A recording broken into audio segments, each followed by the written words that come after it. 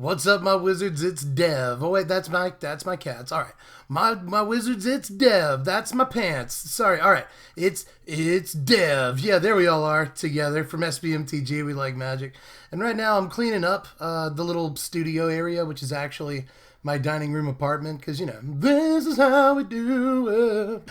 In any case, right now there's like tables on sofas and there's lights and cameras all huddled in the corner, disconnected and useless. But I still wanted to get on the mic for a second here, just a bit, and talk about the upcoming ban and restricted announcements. It's coming up on Monday. B&R announcements are always the Monday after a pre-release, and this Monday is just a couple of days from now, if you're keeping score. So, for a while now, it's sort of been in the background, just for a couple of weeks. Are they going to ban energy, or is Wizards really going to do it? And now, the war beats started, the drums started, boom, boom, this last week, really. And now it's reached a crescendo. There's a lot of people asking right now, are you really going to ban energy, or are you going to hold off? So I want to talk about all that right now. I think there's an interesting discussion to be had. I want to give you my opinion, and then also, get down there in the comment section, because I think there's a lot of debate and talk to be had on this subject for the next couple of days until they decide whether to do it or not. So here's my opinion. First of all, I think there's just three options here when you break it down. And option one is just to not do anything, obviously. Wait until Dominaria drops, and if Wizards knows that there's a card in Dominaria that specifically hoses energy, I think they will do this. And Wizards may also have a little bit of confidence in Slaughter the Strong, and maybe they'll pull back and see how well that card does for the next couple of months while the format develops. I think that is a card that looks like it's good against, obviously Hazoret and stuff, but also especially Temur Energy. The second option is that they could just ban energy altogether. Just go nuclear and say that all cards with energy symbols are banned. But I think that would be not equally, that would probably be the worst option of all of these three, actually, because you'd be ruining consumer confidence. Again, keeping score. This is that would be the four and a half, because, there was Cat Combo, which became Temur Energy after Cat Combo got busted up. And then there were just Emrakul decks, so that happened. There are also Aetherworks Marvel decks, and even a Smuggler's Copter is the one I'll give half a point, because Copter decks still survived after Copter got banned, and that, I think, is kind of what we're looking to happen here, which brings me to the third option, which is really just to ban 1 to 3 cards. You don't want to just kill energy completely, but maybe you want to kneecap it. What we're trying to do here, I think, is bring down a deck from S tier to A tier. We want to make it an option in the format, but not the option in the format. But I don't think you want to kill it off completely, because you've already done that to a bunch of decks people played in the last year alone. And you don't want to just completely destroy consumer confidence even more by making. I feel for whoever made Cat Combo, and they're like, oh, I can't play Cat Combo. Cool, I'll just make Marvel. And then Marvel got banned. They're like, oh, I guess I'll just make Temur Energy. Now Energy gets banned. I feel for that person a lot. It's so I don't think that you want to just ban this deck outright, but I do think that kneecapping it is probably the right idea. You don't want to take away the ability to play it completely, but right now, if you add up all the various energy decks in the meta, it's 60% of the meta, and we probably don't want that either. You also just don't want collateral damage, if Temur Energy and 4-color energy are the big problems, then you don't want to, completely destroy Pummeler, and you don't want to take Aethersphere Harvester away as a sideboard option, because, you get rid of energy, then Raminap Red probably steps up. And in that case, you really don't want to be without Aethersphere Harvester. It seems like a really important card.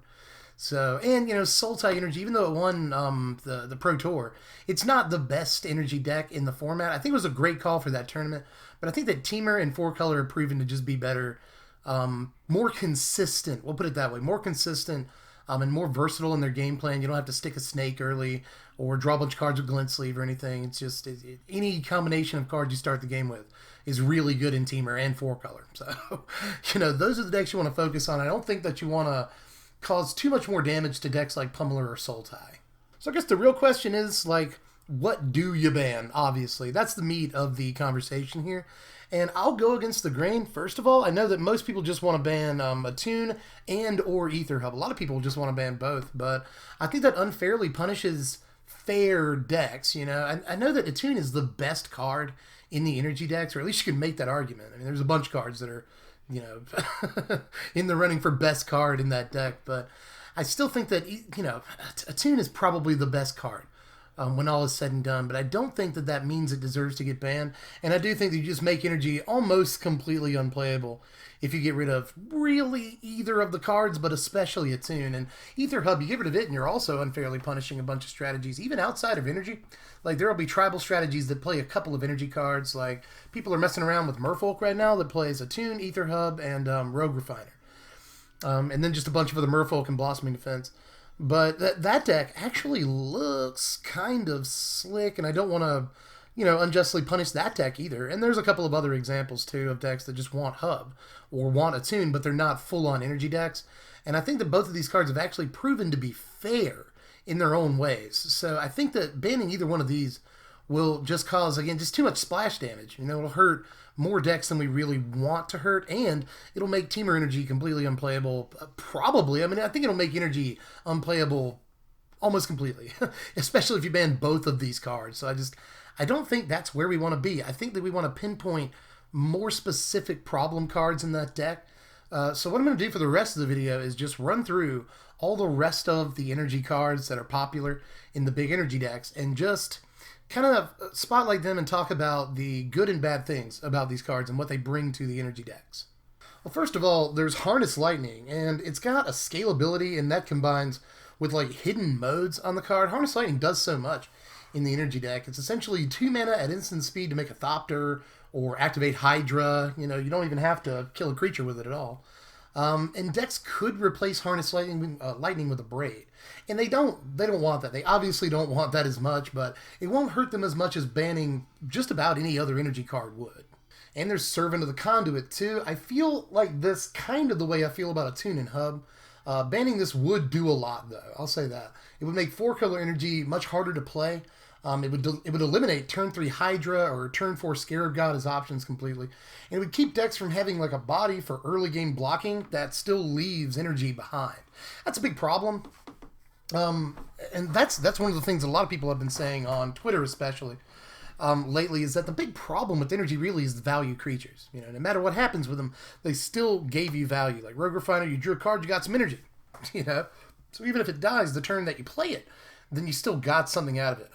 Whirl of Virtuoso, you know, if it resolves, hits the battlefield and they target it with removal, well, depending on the situation, you can get like 1 to 3 Thopters out of it, and that's just so much value, even if they have removal for it. So value creatures are a problem, and Servant of the Conduit is one of them that also provides ramp and mana fixing for 4-color decks and further fixing for teamer decks. So I think that this actually could be a problem card. I don't think that you could make a case, let's just say it that way, you could make a case that just banning Servant of the Conduit would hurt these decks enough to where they would lose a step and would lose some consistency, but they would certainly not be unplayable. Here's the one we're all waiting for, Longtusk Cub. Banning Cub would certainly change the format drastically, but killing off the Cub would probably also bring energy down completely. And honestly, I don't know if I want that at the end of the day. Largely, Standard is kind of about 2 creatures right now, and one of them is Longtusk Cub. That's the obvious one. The other one's slightly more subtle, but it's still part of the energy deck. We'll get to it later.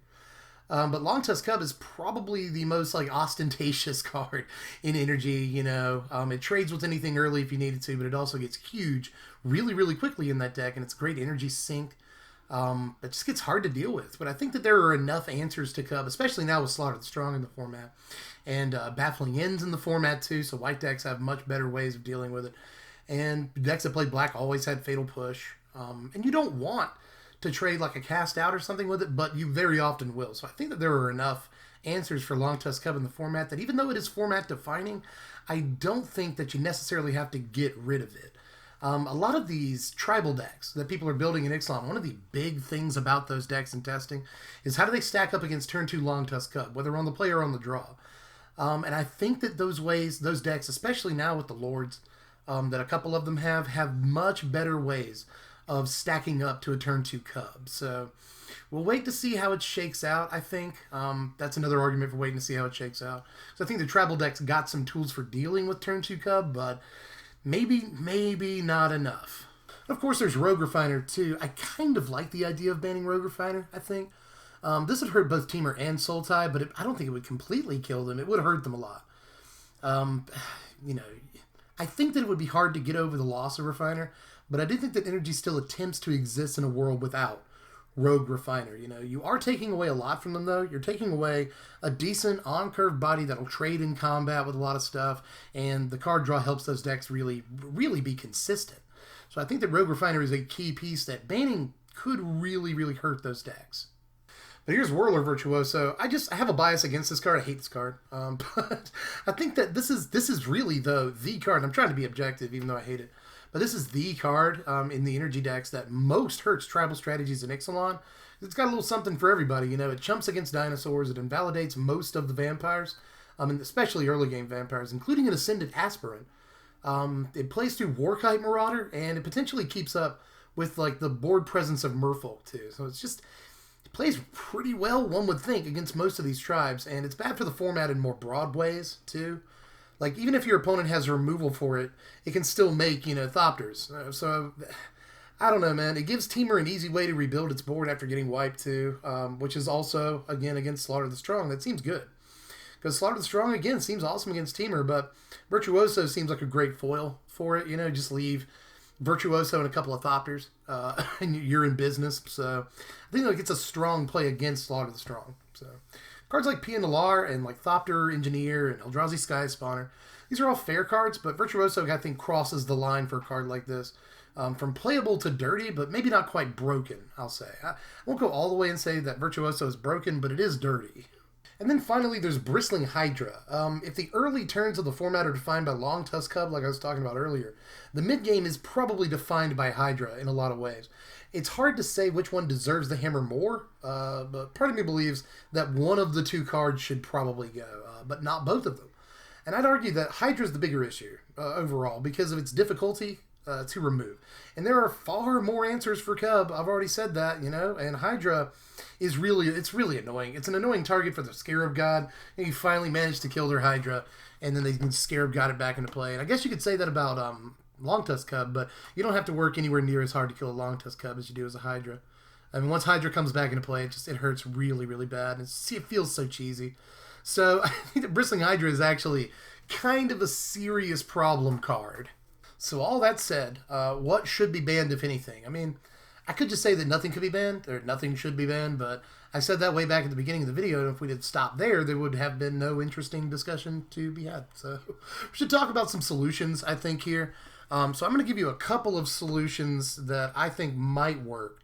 And then you all tell me how you feel down there in the comments, because there's multiple solutions I won't bring up here. But the first thing I want to discuss is banning Whirler Virtuoso and Bristling Hydra. I think if we ban these two, it does a few things. Harness Lightning becomes a little bit more safe in the format because we get rid of its hidden modes. You know, it can't like pump Hydra and give it hexproof or at instant speed. It can't make a Thopter at instant speed. But it does scale a little bit better. It's a better energy sink than it is an energy provider at that point. And I think that means it's just going to be used for its intended purpose as a removal piece more often. And I kind of dig that. So I think that Harness Lightning gets a little bit safer. And then Servant loses one of its modes as a way to either power in Bristling Hydra or make Whirler Virtuoso like really easy to cast. Obviously, this also takes away a lot of different tribes' problems with energy, just getting rid of Whirler Virtuoso, which again just is kind of a foil for each and every tribe in Ixalan in a different way. And also taking away Bristling Hydra makes it to where those decks don't have to worry about powering out a crazy 4-drop to contend with Bristling Hydra or carrying some sort of removal that can deal with the Bristling Hydra, like an Edict effect of some kind, you know. But you could argue that banning Virtuoso and Hydra hurts way too much. So another idea is to ban Servant of the Conduit, Harness Lightning, and Rogue Refiner. Or hear me out before you hit dislike. Banning 2 of these 3 cards, I think, would do it. But I could get behind banning all 3. This might be the way, again, to kneecap energy without just outright murdering the archetype, you know? A Brave replaces Harness Lightning, and I'm not sure what would replace, like, Servant of the Conduit. But it would be a lot easier to replace than, like, Virtuoso or Hydra. And then Rogue Refiner Yeah, you're losing card draw, you're losing some consistency, but that is sort of the reason behind this build, if you will. It's trying to hurt the consistency of the deck, which is probably the biggest problem. The deck is extremely versatile and it's extremely consistent, and both of banning these cards takes away a lot of that consistency and versatility without removing the deck's big cards. The deck still gets Attune, still gets Ether Hub, still gets Virtuoso, still gets Bristling Hydra. So the deck still has really critical pieces, but it loses consistency, which will bring it, I think, into the A tier, but still be playable. But I think that's all I've got to add to the discussion right now, but I'm sure you have plenty. So again, go to the comment section. I'm really interested, we all are. To continue this debate, we've got a few more days now to talk about this, because I'm still not exactly sure how the community at large feels about it. I think most people want something to happen to Energy, but I think there's a lot of open-minded people that say, wait till Dominaria, let's see how Rivals of Ixalan does, let's let it breathe for a minute. Energy's not that big of a deal, but there's other people who just hate Energy. I mean, there's other people who have invested a lot of money in Energy too, so there's a lot of different viewpoints here, and I want to hear them all in the comment section to sort of get an idea of where we all are on this.